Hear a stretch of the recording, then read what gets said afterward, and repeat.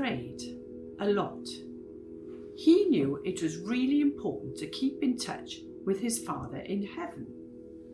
Not only did he pray a lot, he was really good at it. So one day, his mates asked him to teach them. "Do it like this," he said. "Dad in heaven, please help us to remember how awesome you are. Let what you want happen here on earth. Provide for us every day everything that we need, and please forgive us when we do wrong. Help us to forgive others who do wrong to us too, and help us not to be lured into things that are no good." That's a pretty awesome prayer. Kind of covers it all, really, doesn't it? Then Jesus told another story. Imagine you're about to go to bed when a friend you haven't seen in ages turns up. It's awkward because he really wants to come in, but you've got no food to give him, and actually you just want to go to sleep, but he's really hungry and he won't go away. I suppose you might go over the street and hammer on your neighbour's door, trying to persuade him to help you out. "Go away," he'd probably say. "We're all in bed. I'm not getting up to give you snacks." But if you keep on asking, he will give you what you need. Not because he's your neighbour, but because you wouldn't go away until you got what you needed. Ask and you'll get. Search and you'll find.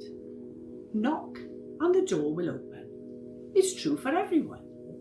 If a kid is hungry, what kind of decent dad would give him a snake instead of some fish?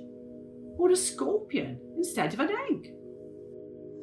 Even though you're not the best people, you still do know how to look after children. So think about it. Your dad in heaven always wants to give you good things. He's ready to give the Holy Spirit to you. Just ask. People were starting to realise that Jesus was a powerful guy. He kept on healing people and chucking out evil spirits everywhere he went. But a few people started to get a little bit suspicious. How could Jesus do these things? He must be using the devil's power to get rid of evil spirits. How else could he be doing it? Show us a sign from God, if that's who you're really from. Jesus, he turned his face to them.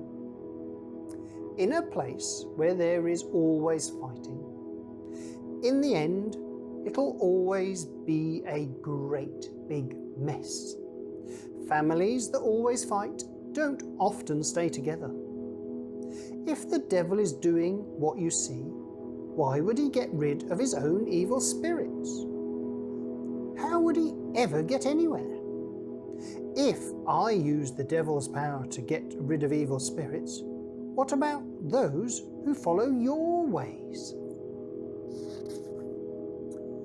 What power do they use?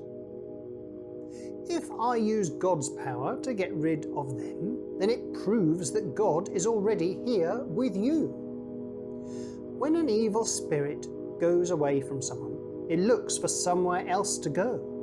But if it can't find anywhere, then it tries to go back to the person it came from. When it realises that the person is all fixed up, it rounds up a gang of evil spirits to make itself stronger. And then it goes back and sets up home again in that person's life. This is scary stuff, and that is why it's so important to know that Jesus has power over these things. Jesus is reminding the crowd that it's all well and good to get rid of evil, but it must be replaced with good. If you're not with me, then you're against me. If you're not on my side, then you must be on the other. Suddenly, a woman shouted from the crowd, "Jesus, Your mum must be really blessed by God." "Yes, she is," said Jesus. "But the people who are really, really blessed are the ones who listen to what God says, then get on and do it." "Why do you all keep looking for a sign from God?" Jesus said in a loud voice, and everyone suddenly shut up. "The only thing you'll see from God is what Jonah saw. Jonah was assigned to Nineveh, just like the Son of Man is assigned to you." Fact file. Jonah. Family, Amittai. Age, unknown. Location. Spent some time in a town called Nineveh after he tried to run away to a place called Tarshish. Unusual thing. Once tried to run away from God and spent several nights inside a giant fish. Was then puked up by the fish onto a beach. Probably stank for quite a while. To find out more about Jonah's story, grab a Bible and have a look for a book in it called Jonah. The people of Nineveh turned to God when Jonah gave them his message. And right now, here today, you're seeing something far more awesome than Jonah. Then Jesus reminded the crowds of the whole light under a bowl thing. You probably remember it from chapter 8, right? But this time he added something new. You see, your eyes are like lights for your body. If your eyes are good, you've got the light that you need. If not, then the world is going to be a pretty dark place. Make sure you stick with the light and let your light shine everywhere. Did you know Jesus describes himself as the light of the world? Interesting. If you have a Bible, you can look this up in John 8:12.